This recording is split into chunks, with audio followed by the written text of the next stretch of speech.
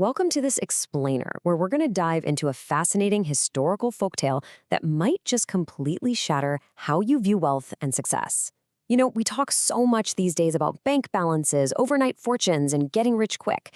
But today, we're uncovering a timeless story that highlights the hidden power of pure honesty and hard work.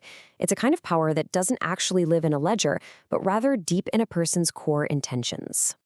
So let's start with a seemingly impossible mathematical premise. Could a measly 2 rupees actually transform a person's entire life?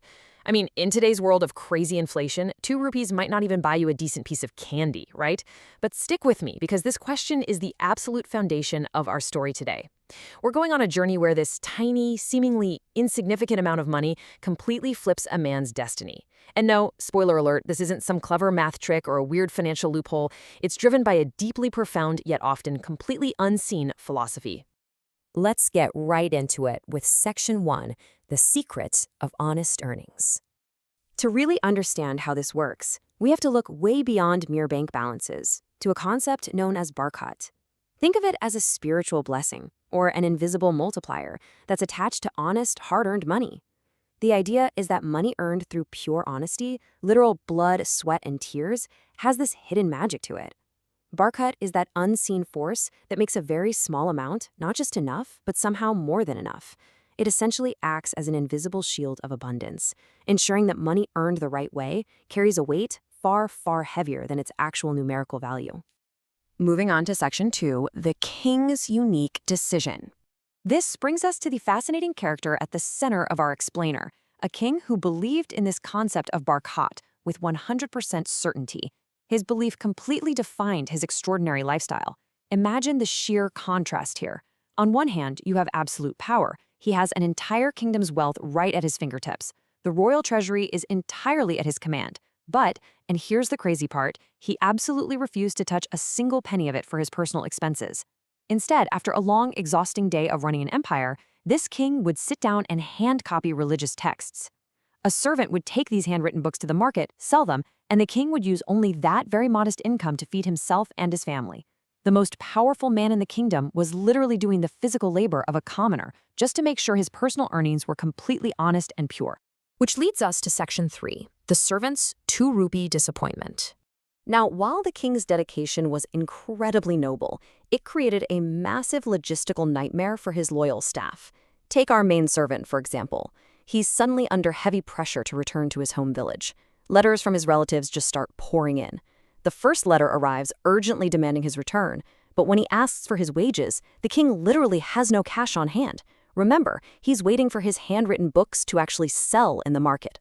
So a whole month passes and a second letter arrives. The tension is really building now. The servant is incredibly stressed. And finally, a third letter forces the issue.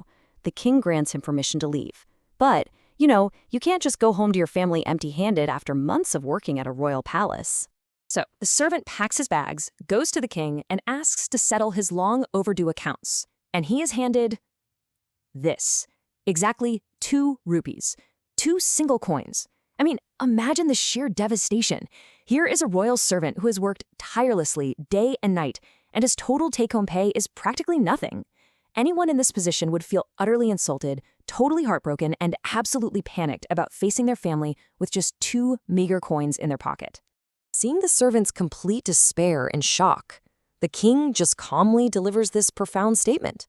He tells him, "This is my honest earning. It has barakat. Go.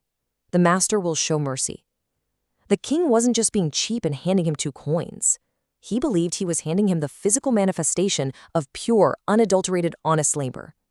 The king had this unwavering faith that these 2 rupees, infused with that spiritual abundance of barakat we talked about, were so incredibly powerful that the divine would somehow take care of the rest and multiply their value. Let's see how this actually plays out in Section 4, the pomegranates and the sick queen. So, does this abstract concept of Barakat actually work in the real world? Let's track the servant's incredible journey. Early the next morning, he leaves the palace deeply depressed. His mind is just racing with worry about how his relatives will react to his empty pockets. Around midday, he spots a roadside farmer selling some very cheap, sweet pomegranates. Figuring that showing up with literally anything is better than nothing, he desperately spends his entire net worth, those 2 blessed rupees, on a bulk load of this fruit. The next day, lugging this heavy bundle around, he wanders into a neighboring kingdom. But instead of a peaceful city, he walks into absolute chaos. People are panicking everywhere, and suddenly he hears a frantic royal proclamation echoing through the streets. It turns out they are in the middle of a massive medical emergency. The neighboring queen is terribly ill, literally hovering near death. All the top medical experts and healers have reached a single consensus. The absolute only way to save her life is to immediately give her pomegranate juice. But here is the catastrophic problem. Shockingly, pomegranates do not grow anywhere in that region, not a single one.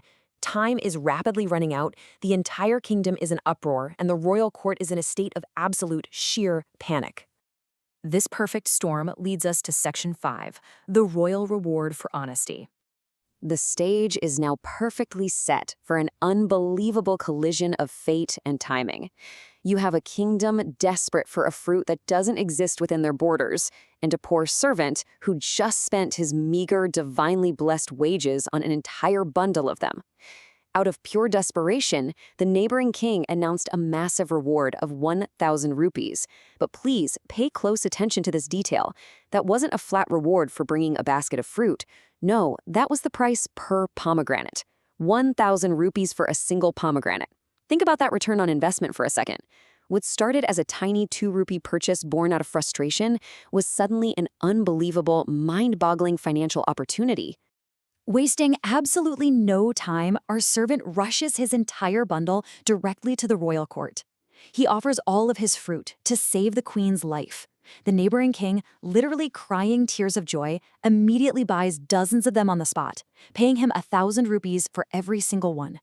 Literally overnight, those 2 humble, frustrating coins had magically transformed into an enormous chest of royal treasure. Let's wrap things up with Section 6, the true meaning of wealth.